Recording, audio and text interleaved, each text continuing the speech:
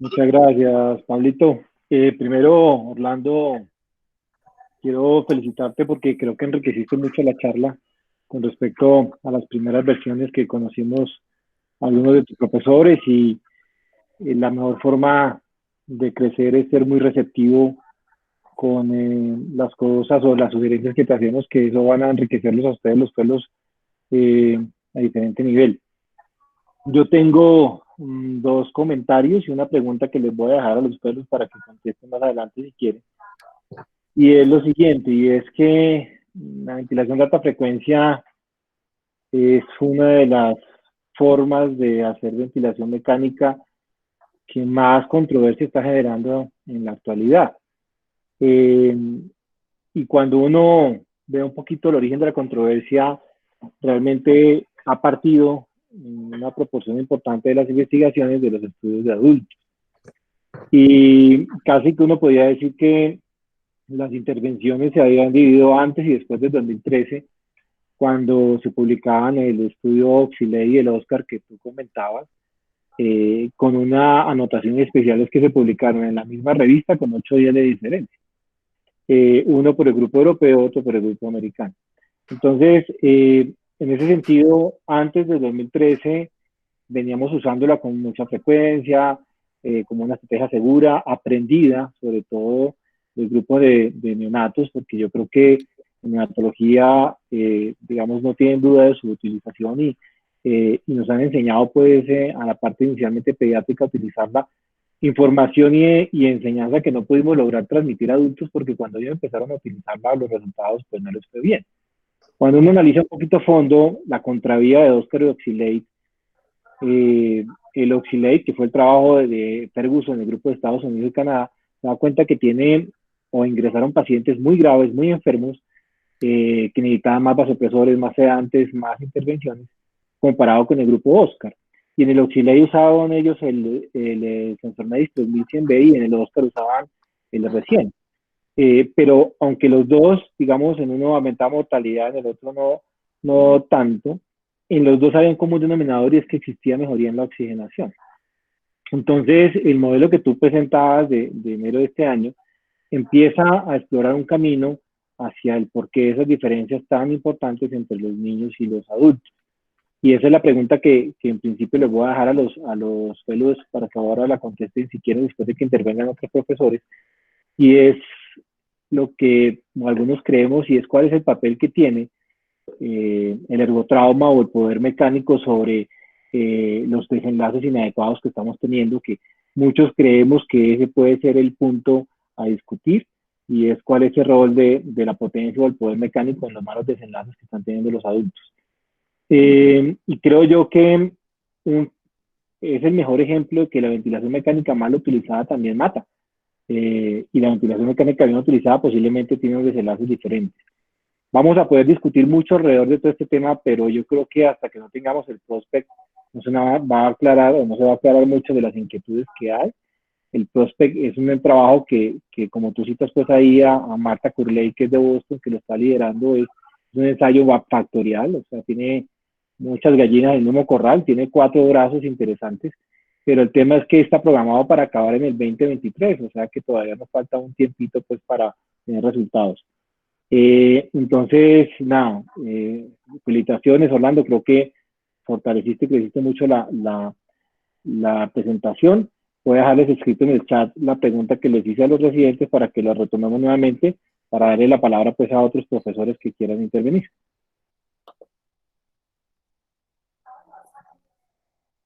Muchas gracias, Jaime. No sé si alguien más del auditorio quisiera opinar algo, quisiera oír la experiencia de los que sí usan alta frecuencia, qué opinan, qué han hecho, han cambiado su práctica después de Oxylate o de Oscar, han hecho algo reciente en los últimos 5 años o 10 años en cuanto a la alta frecuencia que se hacía inicialmente. Ningún voluntario. Doctora, el auditorio. Hola Pablo, nosotros usamos muchísimo la alta frecuencia con bebés pequeños en bronquiolitis. Hasta este año que es un año absolutamente atípico en la historia de la humanidad. Por esta época teníamos siempre en la unidad de cuidado intensivo las 13 camas con bebés pequeños, usualmente casi todos menores de 1 año y muchos menores de 3 o 4 meses con bronquiolitis. Y cuando en las primeras horas no teníamos una buena respuesta de oxigenación o de ventilación y veíamos que los parámetros podían ser no, ya no iban a ser protectores para el pulmón, muy rápidamente empezamos, pues, ventilación de alta frecuencia con buenos resultados en bebés chiquitos. Nos va muy bien por debajo de los 6 meses, en los niños más grandes ya no tanto. Yo te puedo decir o les puedo contar que para esta época de esas, nosotros tenemos 3 o 4 ventilados de alta frecuencia de las 13 camas usualmente. Y pues igual que con cualquier ventilador, hay que ser cuidadoso, hay que... nosotros hacemos controles gasimétricos, no nos interesa mucho que estén un poquito hipercámnicos mientras no haya otras cosas. Tampoco buscamos unos patrones de oxigenación terribles, sino pues lo usual, lo fisiológico que también han explicado en todas estas últimas sesiones y nos va bastante bien. De verdad, en los 2 últimos años creo que hemos tenido que mandar 2 pacientes a ECMO porque no han respondido o a la ventilación convencional o a la ventilación de alta frecuencia. Entonces no nos va mal con eso. Ok, eso era. Doctora, muchas gracias. No sé si Pía quisiera opinar, que también sé que tiene experiencia, Juan Camilo, Rubén, otros grupos. Juan Camilo, dale.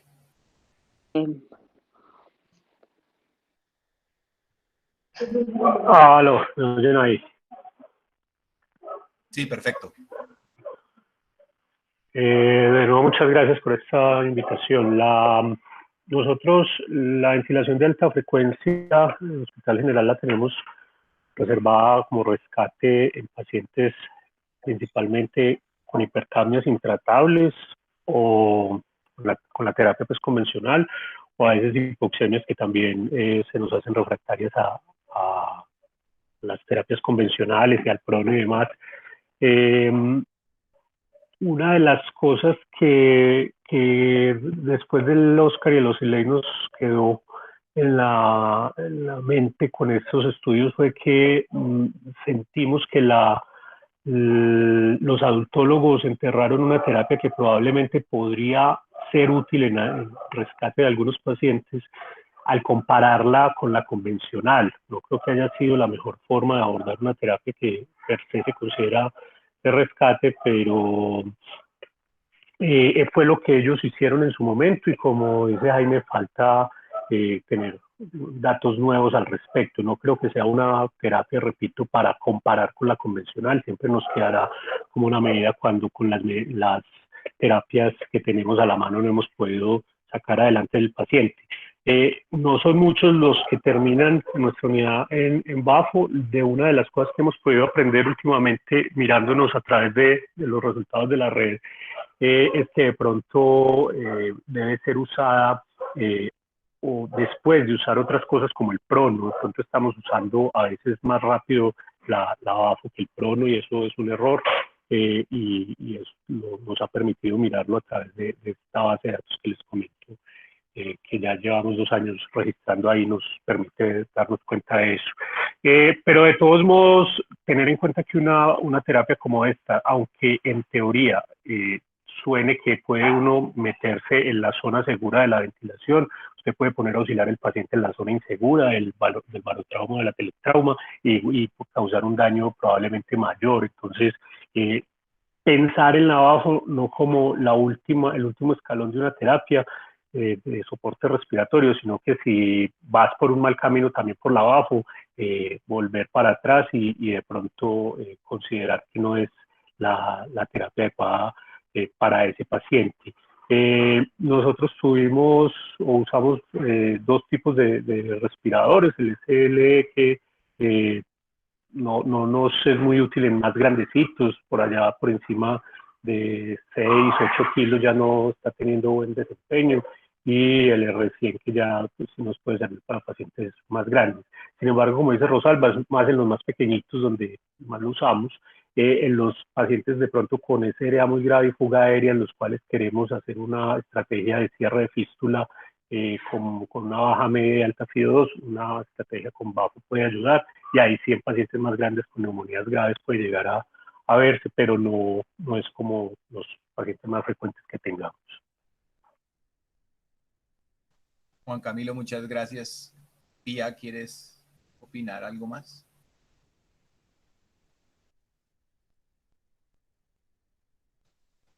Perfecto.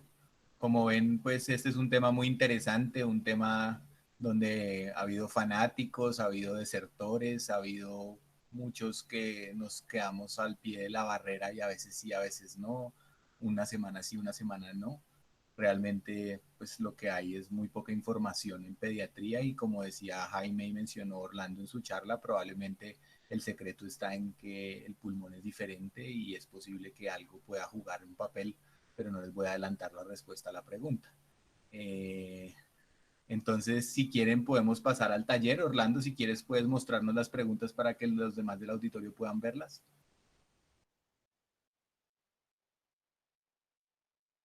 Y se puede ir preparando un voluntario. Para la primera pregunta, viendo las tareas, propongo a Sebastián, que me parece que fue el que contestó esa pregunta de manera más profunda. Hola, muy buenas tardes. Mi nombre es Juan Sebastián Barajas, soy fellow de la Universidad Nacional de primer año. Para responder la pregunta, lo primero que revisé fue, digamos que basado en los estudios clínicos. Pon la pregunta porque Orlando no ha montado para que la gente sepa cuál fue la pregunta. La pregunta es la siguiente. ¿Cuál es la principal fuente de daño asociado a ventilador ocasionado por alta frecuencia? ¿Cómo lo evitaría? Entre paréntesis, monitorizaría. O sea, son más o menos esto. Entonces, para responder esa pregunta, digamos que lo primero que revisé fue basado en los estudios clínicos, cuáles eran los efectos adversos más encontrados. Encontré un artículo publicado en Critical Care, hecho por un metaanálisis realizado por One, publicado en 2014, logró más o menos 1.580 pacientes. Dentro de el efecto adverso más encontró barotrauma. Logró el estudio mostró un RR de 1.19 y era estadísticamente significativo, y el otro evento adverso que encontró fue alteraciones hemodinámicas. Sin embargo, estas no fueron estadísticamente significativas. Digamos que este dato pues nos muestra, y digamos que en las revisiones de la literatura lo que más muestra es que la mayoría de los eventos adversos en ventilación de alta frecuencia se asocian a sobredistensión pulmonar. Entonces, digamos que la segunda parte de la pregunta era si lo monitorizaría y cómo lo monitorizaría.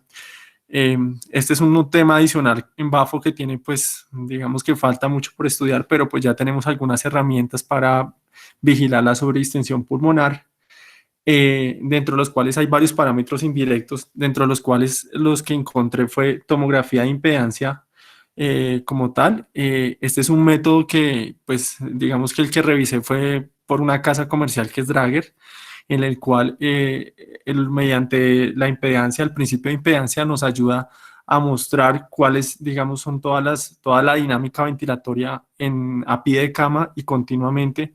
Es un método pues que ya lleva pues unos años, pero pues no se ha popularizado, y pues creería que falta por estudiarlo más. No encontré estudios clínicos que mostraran el impacto que tiene el uso de la tomografía. No sé si alguien de pronto los conocería. Otra variable que encontré que se puede estudiar es la relación presión oscilatoria. Es una medición que se hace entre la presión proximal del tubo orotraqueal y distal, y lo que hace esa relación es que cuando está aumentada y hay un aumento de la presión de distensión, se asocia a una sobredistensión pulmonar. Es otra medida que se puede hacer, Y pues no olvidar, como pues hay una pregunta que vi, la radiografía de tórax, que es el método que habitualmente utilizamos en la unidad de cuidado intensivo todavía. No encontré estudios validados que mostraran el impacto que tenga la revisión de radiografía de tórax, pero pues es el que todavía utilizamos más frecuentemente y el que nos ayuda a definir cuándo o no, cuándo puede haber sobredistensión pulmonar. Por último, los volúmenes garante que ahora hay, pues nos pueden ayudar a disminuir esa posibilidad de sobredistensión pulmonar, porque pues nos garantizan que el volumen es más constante y estás llevando a un objetivo como tal. Pues ya con eso termino la respuesta.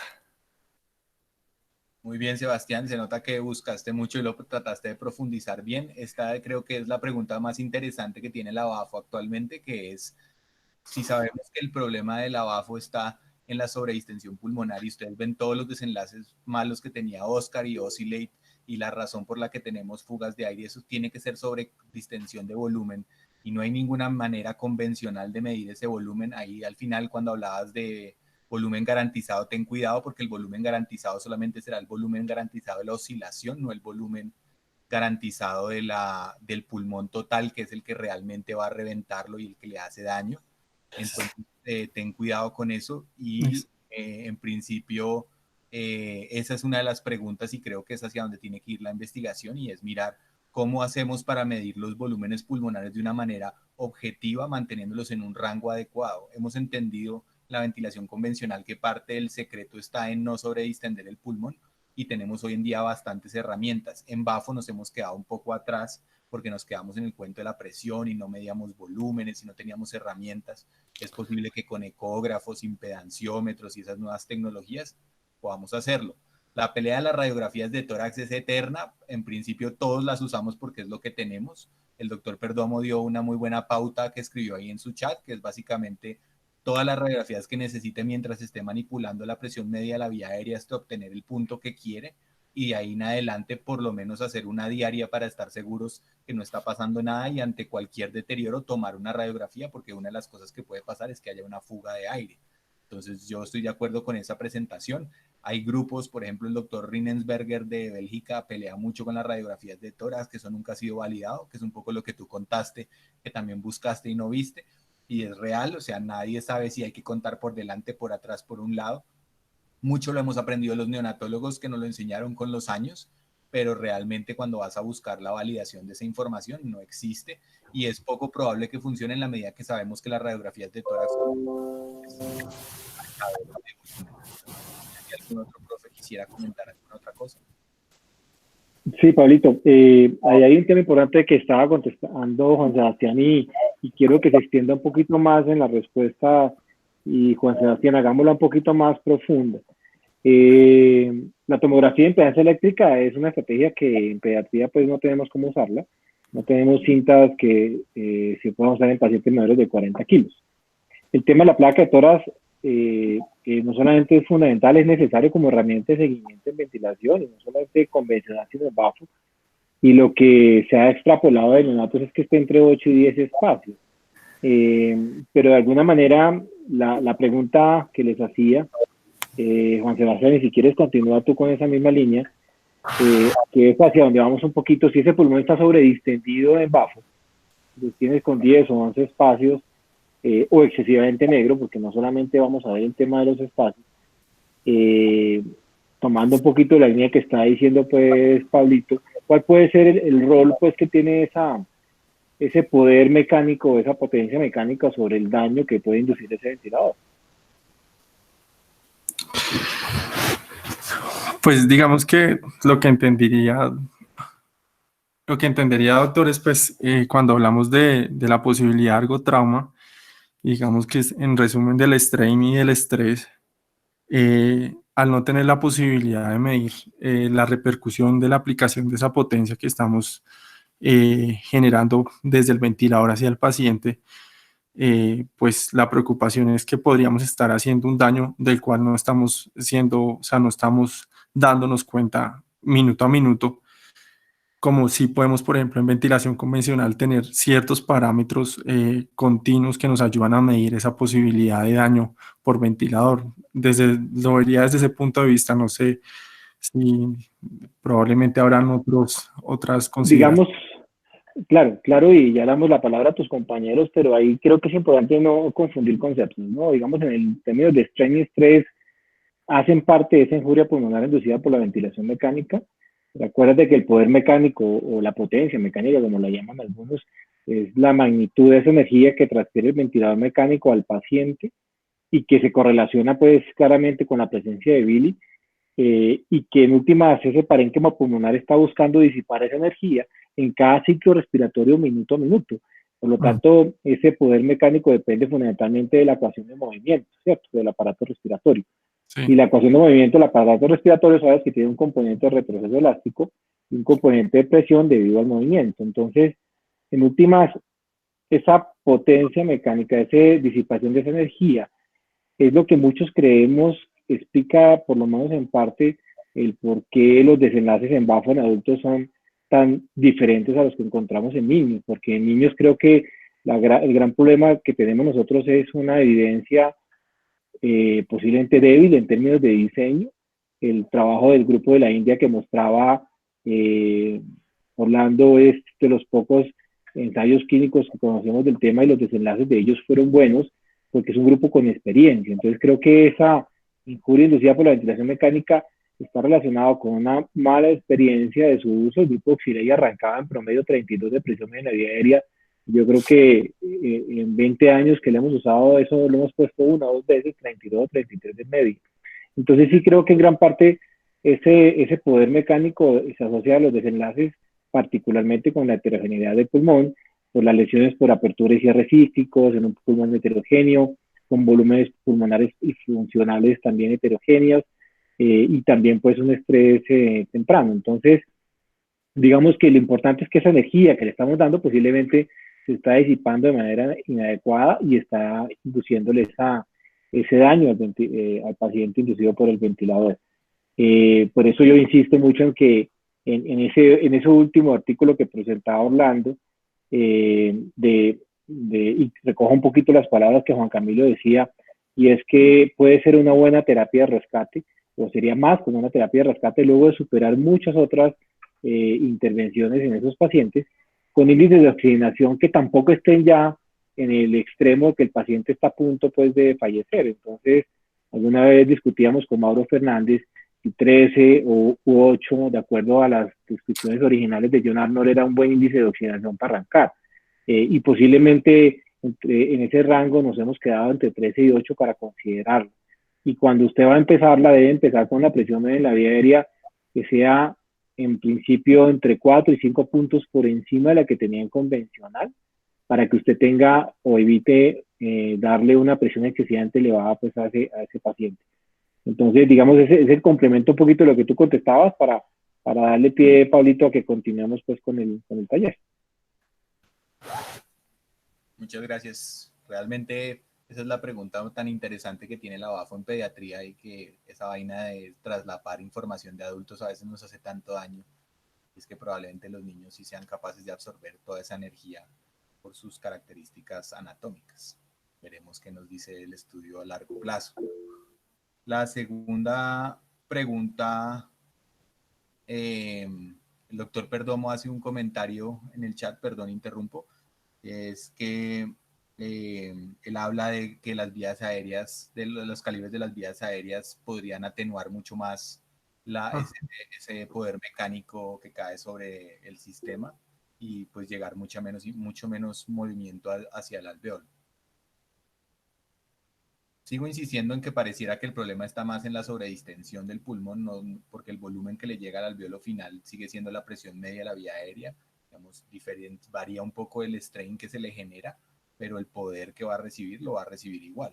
Ahí la diferencia sería qué tanto puede disipar esa energía ese sistema, y ahí es donde yo creo que está el secreto de los niños, y por eso nosotros mismos también hemos visto que en los niños grandes no nos funciona bien.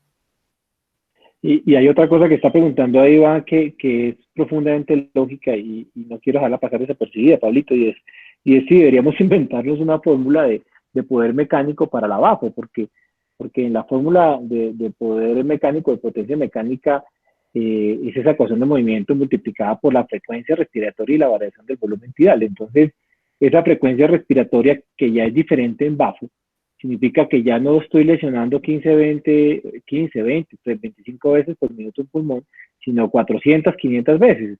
Entonces, eso podría exponencialmente magnificar el daño si es utilizada de forma pues también inadecuada. Pero es interesante esos planteamientos.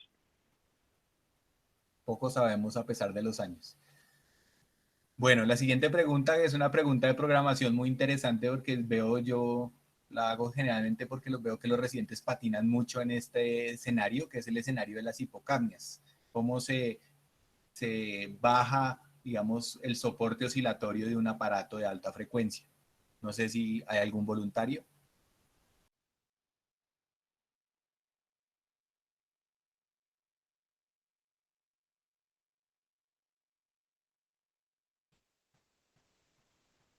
Toca nombrar el voluntario. Vale, Sí. pues, ¿yo podría hacerla? Todo tuyo. Sí, ¿sí me escuchan bien? Aló. Siéntate para que quede quién está hablando porque a veces no se ve. Ya, perfecto. Hola, soy Alejandra Vega, soy residente de la Universidad Nacional. Bueno, entonces la pregunta es, cuando un paciente presenta hipocapnia, ¿qué estrategia podría utilizar y cuál prioriza?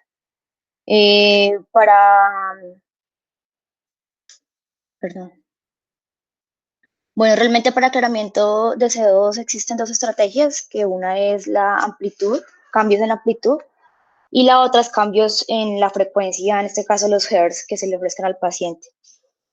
Teniendo en cuenta que dentro del aclaramiento de la CO2 es un aclaramiento que es exponencial y tiene más importancia el volumen que se ofrezca, que se mantenga la vía aérea que realmente la frecuencia, pues yo lo que haría es que priorizaría la amplitud, disminuiría el delta de presión primero que modificar los hertz.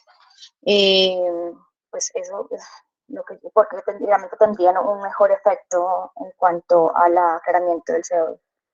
Entonces lo que haría es que pues disminuiría la amplitud y así generaría, como es inversamente proporcional, pues habría aumento del CO2 arterial. ¿Alguien más tiene una opinión acerca de lo que acaba de decir Alejandra?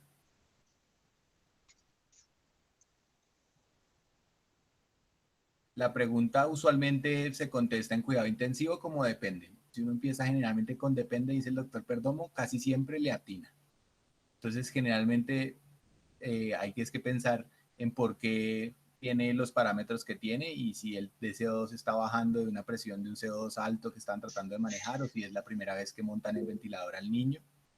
Ahí pueden definir qué pueden hacer.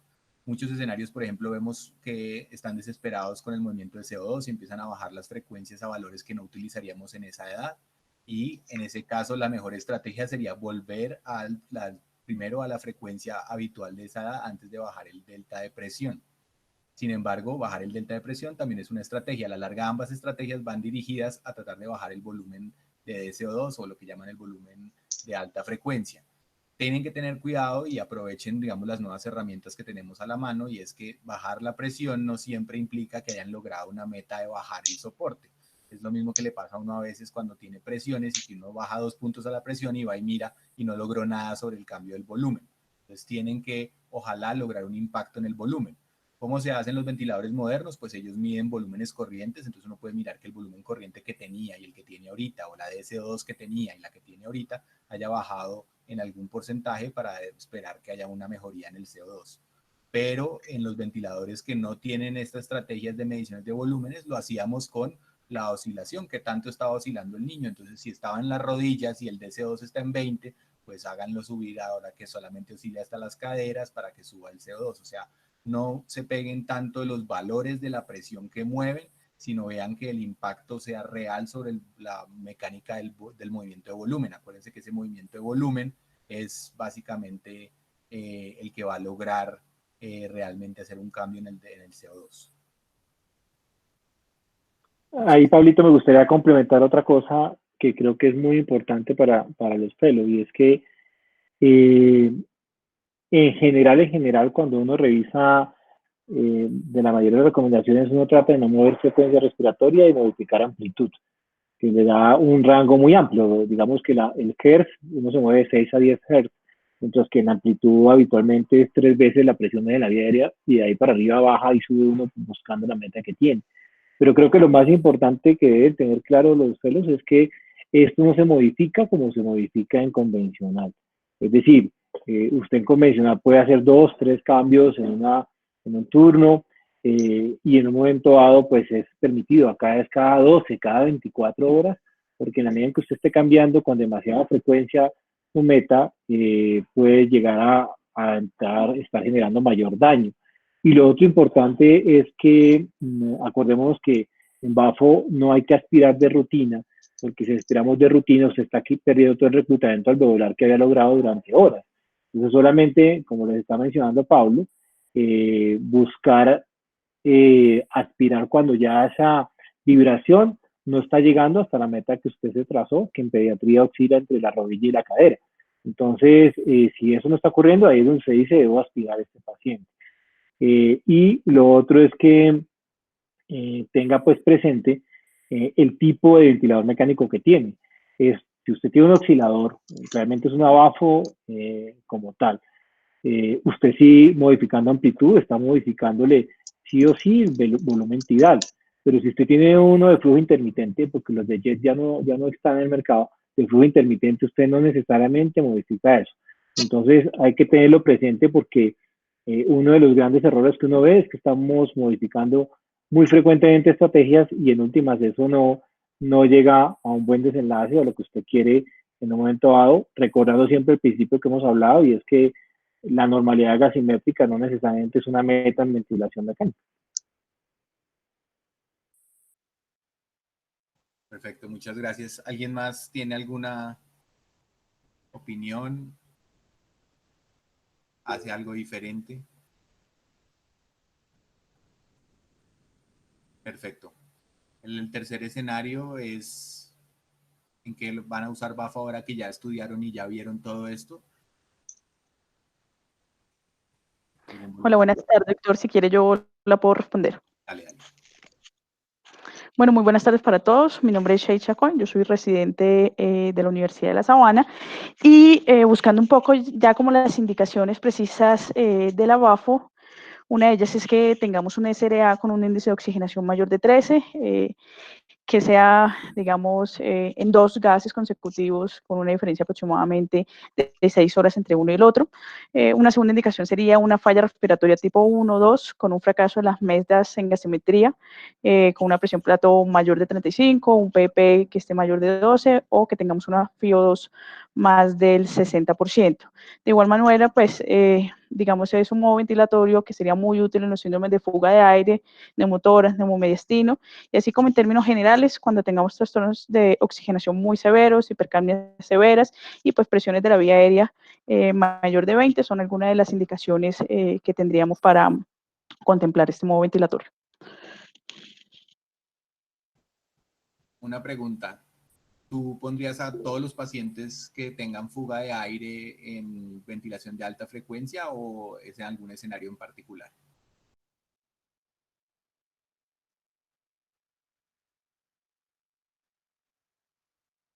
Depende, doctor.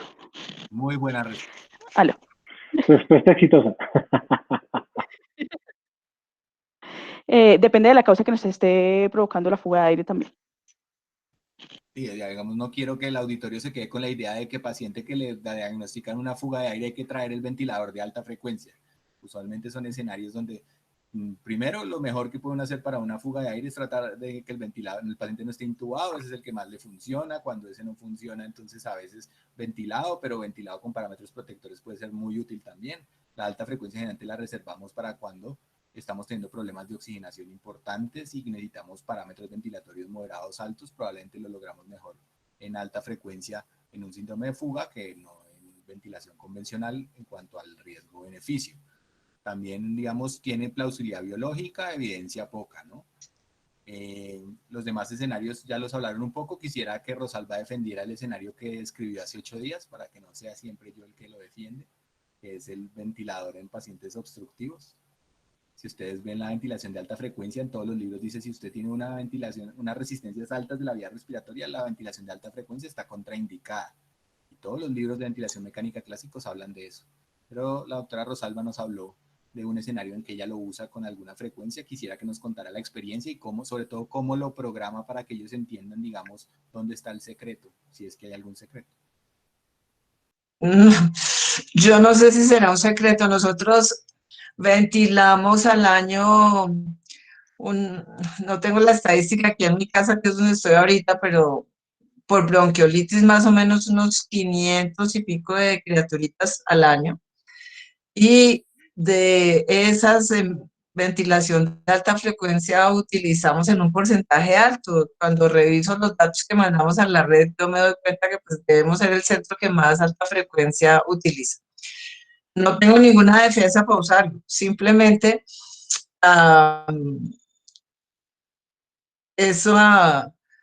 tenemos el recurso, lo tenemos disponible. Empezamos, obviamente, como dice Juan Camilo, para oxigenar todas las estrategias de oxigenación, pronamos tempranamente a los pacientes si no logramos una adecuada oxigenación. Usamos ventilación protectora, pero hay algunos chiquitos, sobre todo bebés pequeñitos, en los cuales a pesar de eso, nos damos cuenta que hacen acidosis respiratorias muy importantes, de las cuales no logramos sacarlos. Y cuando esas criaturas tienen 7,1 de pH, la tensión arterial se va para el piso, no hay vasoactivo que funcione con un pH tan bajo. Y en ese escenario nos va muy bien con la ventilación de alta frecuencia. Yo tengo un bebé 6 semanas con un pH de 7,08 y un CO2 de 100 y una P2 de 80 con unos parámetros de ventilatorios óptimos y boca abajo y de todo, y un FIO2 ya muy alto, y lo que hemos visto es que al ponerle ventilación de alta frecuencia, rápidamente se corrige esa acidosis respiratoria. No tenemos fórmulas para utilizar para los parámetros. Nunca usamos presiones medias de la vía aérea tan altas como andaban contando, como Jaime bien dijo, pues 32 yo creo que no hemos puesto jamás. Tratamos de empezar juiciosos como nos dicen, mire la presión media que usted tiene y ponga 2 o 3 puntos por encima y parte de ahí con una amplitud que en una lactante usualmente jamás empezamos por encima de 30, 32. Y ahí arrancamos y vamos tomando gases y vamos mirando, como dice Iván, la radiografía. No tenemos otro parámetro para mirar, pero realmente las fugas de aire que tenemos no son muchas, son relativamente pocas. Y por supuesto, como cualquier estrategia, si ya no se necesita, pues no la use más. Hemos incluso, en algunos pacientes, bajamos muchísimo los parámetros del ventilador y los destetamos y los sacamos desde abajo y pues no nos va mal.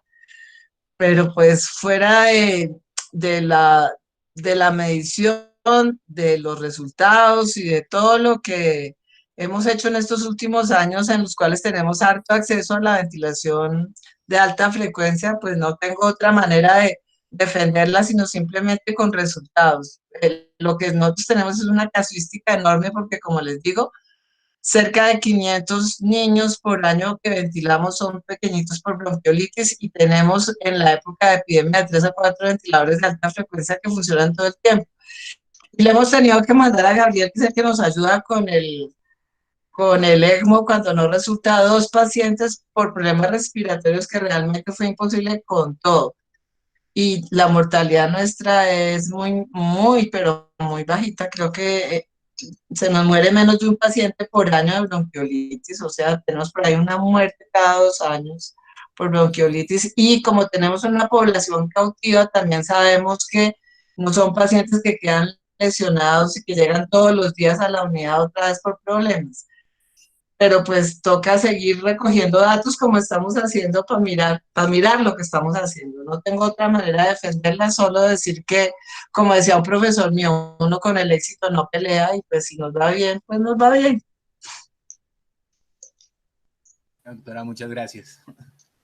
En principio, lo único que quisiera rescatar es tengan cuidado en los pacientes obstructivos, tienen que verificar dos cosas. En principio, un paciente obstructivo no es un candidato ideal para BAFO, porque la presión que ustedes van a oscilar no va a ser fácil que sea transmitible a los alveolos pequeños, como les estaba explicando el doctor Perdomo, en la medida en que la vía aérea es más pequeñita, pues menos transmite la imagen. Entonces lo que va a suceder es que ustedes abren el pulmón a la presión media que quieran, pero no logran oscilar, entonces no logran ventilar. Entonces, si ustedes montan un niño en alta frecuencia por una indicación obstructiva o mixta, parcialmente obstructiva, y ven que el paciente no oscila, suspéndanlo de forma inmediata porque van a tener una catástrofe que se les viene. Usualmente el manejo para el obstructivo, como está basado en la teoría de la ferulización, de abrir el pulmón, probablemente si están teniendo dificultades intenten subir la presión media a la vía aérea con la esperanza de que eso abra el volumen pulmonar y permita abrir la vía aérea y ahí logren la oscilación.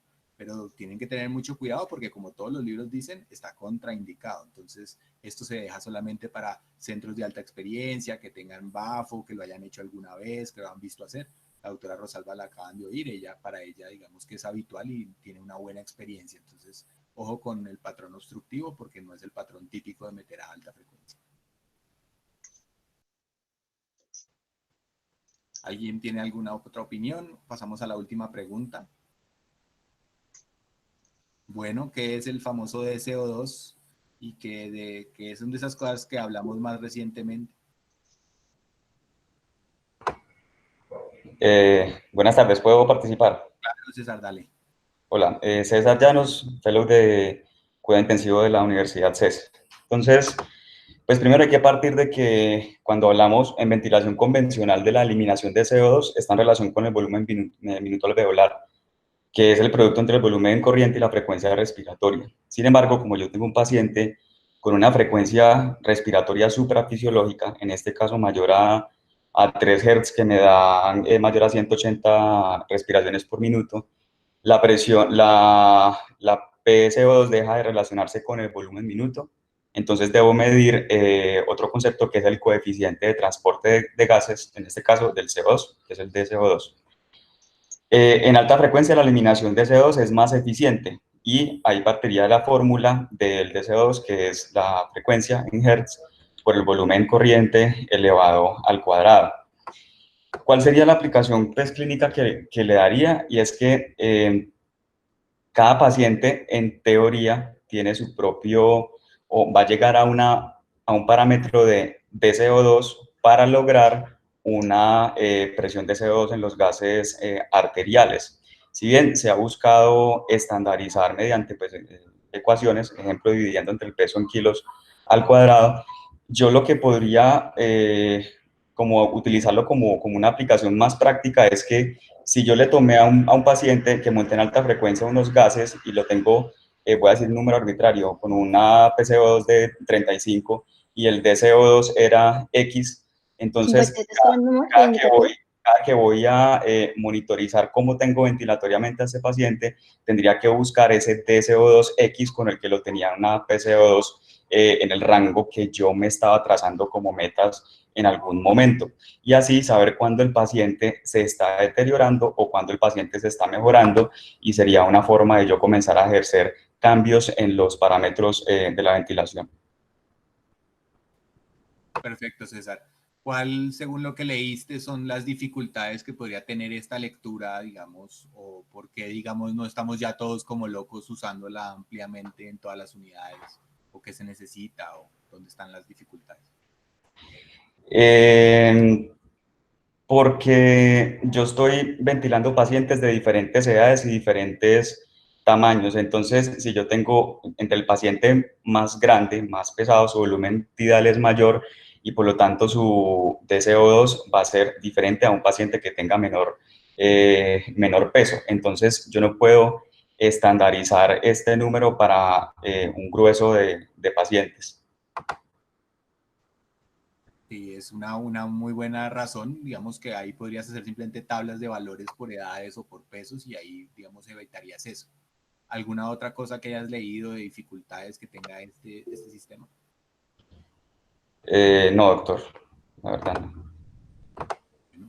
¿Alguien más leyó algo del tema o quiere opinar algo? Y de paso les suelto la pregunta del doctor Perdomo, y es la nueva versión de mezclar ventilación convencional con alta frecuencia. Dale, Yo Ale. podría, bueno, yo realmente solamente complementaría de dónde surge esa ecuación, y es desde 1985 que Boyton hizo unos estudios en conejos viendo cómo el comportamiento del movimiento de los gases. Y él vio realmente ese comportamiento exponencial de los cambios del CO2 con respecto a la frecuencia y el volumen. Y fue realmente ahí donde surgió, pues, de donde se conoció que era un comportamiento exponencial del volumen con respecto a la concentración arterial de CO2. Sí, perfecto. La dificultad de esta medición está básicamente en la validación del volumen. O sea, ustedes están asumiendo todos que el ventilador es muy bueno leyendo volumen a esa velocidad. Acuérdense que los ventiladores no miden volúmenes, miden flujos.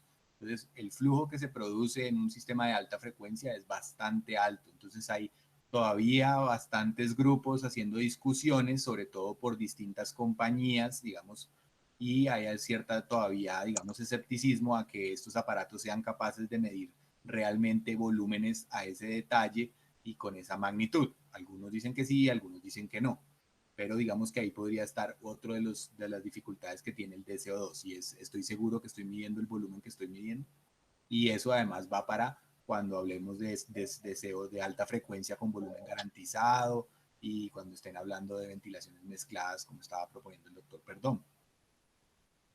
¿Alguien tiene alguna otra opinión? Pablo, se me olvidó decir lo más importante. Estoy de acuerdo con Juan Camilo en que si esto falla, inmediatamente hay que retirar la ventilación de alta frecuencia. Cuando funciona, funciona, y cuando no funciona, no funciona. Hay pacientes a los que no les va bien. Eso no es una fórmula para cualquiera. Pero creo que lo más importante que yo tengo es que es el equipo de trabajo con el que laboro. Tengo la fortuna de tener compañeros y amigos con los que llevo muchísimos años trabajando. Nosotros somos un equipo uh, que lleva, con algunas personas llevo 20 años, con algunas más, y los más jovencitos pues son todos alumnos nuestros, residentes nuestros, fellows nuestros, o han estado con nosotros desde internado. Entonces, digamos que tenemos el equipo de trabajo es experto en eso. Y por eso de pronto y sabemos cómo hacer las cosas. Eso no soy yo, eso es la gente que está ahí con los chiquitines, los que hacen el trabajo, los que en los que se logra eso. Pero sí es una terapia que nos funciona, con la cual hay que tener cuidado. Uno puede producir barotrauma indudablemente, fugas de aire, puede no funcionar muy bien. Y por lo tanto hay que ser respetuoso con la BAF. Eso no es tampoco para todo el mundo.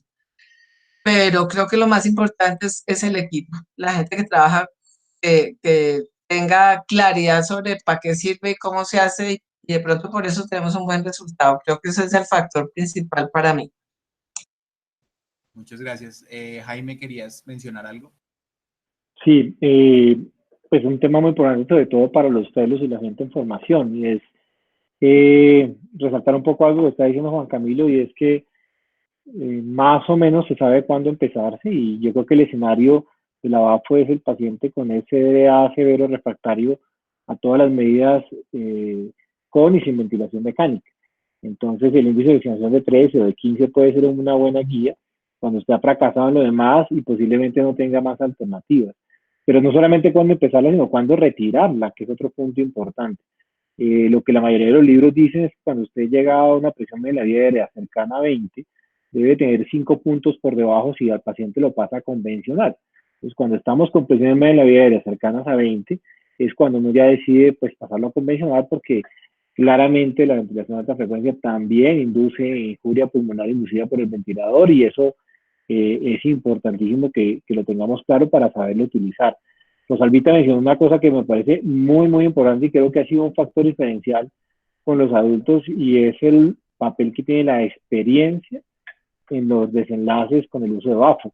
Digamos que poco a poco los grupos van madurando y van encontrando mayor seguridad y confianza con el uso de la BAFO en la medida en que esa experiencia la han acumulado con pequeños detalles, porque realmente la ventilación de alta frecuencia, bien o mal utilizada, el factor diferencial son los pequeños detalles, el tema de la aspiración que hablábamos, el tema de tener una buena volumen circulante efectivo para empezar, si una buena presión sistémica, elegir la presión media correcta para iniciar, lo mismo que la frecuencia y la amplitud, hacer los cambios cada 12 o 24 horas y no pues por turno, monitorizar y saber cuándo se debe retirar. Entonces, esos pequeños detalles creo que en últimas hacen y logran que se alcance el objetivo. Nuevamente insisto que esto no va a curar nada como no lo cura un ventilador convencional y debemos tratar la enfermedad de base, debemos colocar el antibiótico, buscar el balance de líquido que usted crea, utilizar el medicamento, el broncodilatador que esté considerando, que es una de las grandes limitantes de la BAFO, ¿no? O sea, definitivamente no podemos estar desconectando a un paciente para hacer inhaloterapia, por ejemplo. Entonces, digamos que creo que tiene muchas bondades, creo que muchos le tenemos confianza, pero sí definitivamente el trabajo Prospect nos va a dar, digamos, herramientas de una investigación bien diseñada frente a favor, en contra o igual, porque las tres opciones pues podemos llegar a encontrarlas. Jaime, muchas gracias. Yo creo que ya en aras del tiempo vamos a cerrar por hoy esta conversación. Muy interesante oír, digamos, la opinión de todos y la vida real. Digamos que esto aterriza un poco lo que uno lee a lo que uno ve y lo que vive. Entonces, pues muchas gracias a todos por participar. Bienvenidos nuevamente dentro de 8 días. Vamos a hablar de monitoría de la ventilación mecánica enfocada a parámetros de curvas y capnografía y ese tipo de cosas. Bienvenidos, sobre todo creo que Anita, que ya creo que es la de Pirce. No, señor, me falta esta y otra. Todavía queda otra, ¿no? Falta mucho. Sí. Podría perder todavía la rotación entonces, mira. Ay, doctora, no diga eso. En la última les pongo las fotos bonitas. Fotos de 2 años después. Imagínense. Muchísimas gracias a todos. Esto queda otra vez en la página para los que lo quieran ver en diferido. Pueden seguir expandiendo la voz para que seamos cada vez más y que esto sea así de divertido como ha sido en tiempos de pandemia. Adiós a todos. Adiós a todos.